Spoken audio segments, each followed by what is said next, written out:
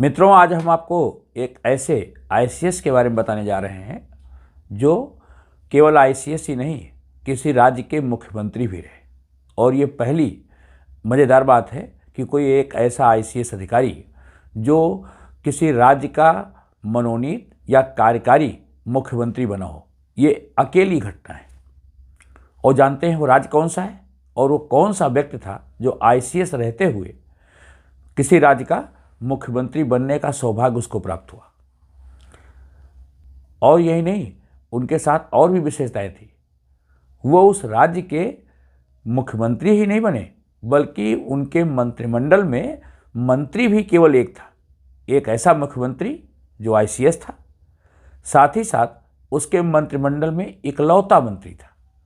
और ऐसे व्यक्ति थे राजस्थान के दूसरे मुख्यमंत्री श्री कदाम्बी शेषाटारी वेंकटाचारी। हुआ यूँ कि कदाम्बी शेषाटारी वेंकटाचारी 1921 में इन्होंने आईसीएस की परीक्षा पास की और आईसीएस की परीक्षा के पश्चात इनको विभिन्न जगहों पर कार्य करने का मौका मिला। लेकिन 1942 में इनको इलाहाबाद का कमिश्नर नियुक्त किया गया और उस समय से ये पंडित जवाहरलाल नेहरू जी की नज़र में आ गए।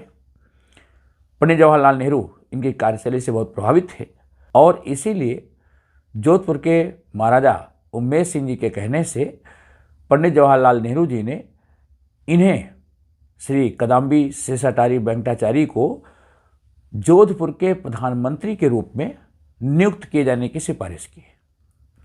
हुआ यूँ कि ब्रिटिश शासन के अंतर्गत जोधपुर नरेश श्री उम्मेद सिंह जी के समय में जोधपुर के प्रधानमंत्री डोनाल्ड फील्ड थे और बहुत क्रूर और अत्याचारी था। तो महाराज स्वयं उससे ऊब चुके थे, जनता भी त्रस्त थी।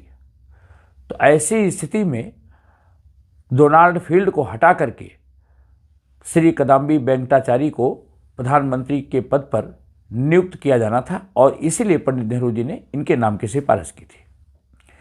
तो इस तरह अक्टूबर 1945 में श्री कदाम्बी शेषाटारी वेंकटाचारी जी को जोधपुर राज्य का प्रधानमंत्री बनने का सौभाग्य प्राप्त हो गया। जब देश आज़ाद हुआ 1947 में, तब तक महाराजा उम्मेद सिंह जी की मृत्यु हो गई और ऐसी स्थिति में उनके उत्तराधिकारी बने महाराजा हनूज सिंह जी या हनवंत सिंह जी। और उसके बाद भारत में ब्रिटिश सत्ता का अंत हो गया, कांग्रेस की सरकार स्थापित हो गई, राज्यों का विलय हुआ और ये सब घटनाक्रम चला। इसी बीच कदाम्बी वेंकटाचारी जी को जोधपुर राज्य के बाद बीकानेर राज्य में भी प्रधानमंत्री के रूप में कार्यकाल करने का मौका मिला।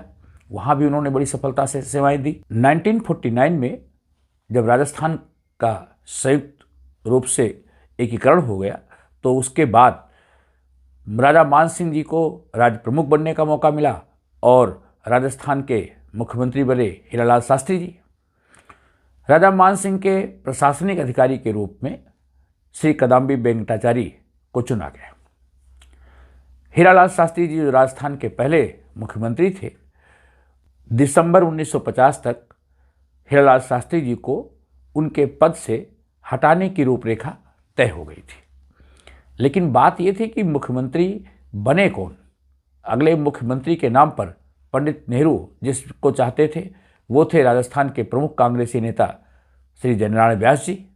श्री जयनारायण व्यास पंडित नेहरू के बड़े खास थे। लेकिन जयनारायण व्यास के नाम पर पंडित नेहरू के अभिन्न मित्र स्वतंत्रता संग्राम सेनानी रफ़ी अहमद किदवई जी को आपत्ति थी। रफ़ी अहमद किदवई इसको चाहते नहीं थे। इसलिए अब अगला राजस्थान का मुख्यमंत्री कौन बने, इस दुविधा के संकट को हल करने के लिए 6 जनवरी 1951 से लेकर के 25 अप्रैल 1951 तक दूसरे मुख्यमंत्री के रूप में कदाम्बी वेंकटाचारी जी को मुख्यमंत्री बनने का सौभाग्य प्राप्त हुआ।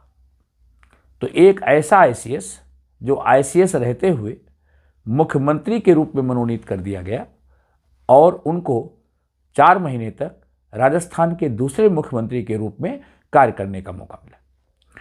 और इन्होंने अपने मंत्रिमंडल का विस्तार आज भी नहीं किया। केवल एक मंत्री रखा और वो मंत्री थे भोलानाथ झा जी, और वो भी प्रशासनिक अधिकारी थे, कोई राजनेता नहीं थे। तो दो ऐसे प्रशासनिक अधिकारियों ने 4 माह तक राजस्थान की कमान संभाली और राजस्थान के दूसरे मुख्यमंत्री जो कार्यकारी मंत्री के रूप में नियुक्त किए गए थे, उन्होंने राजस्थान का सफलतापूर्वक संचालन किया। तो ये थी कहानी मित्रों एक ICS के मुख्यमंत्री बनने की। धन्यवाद।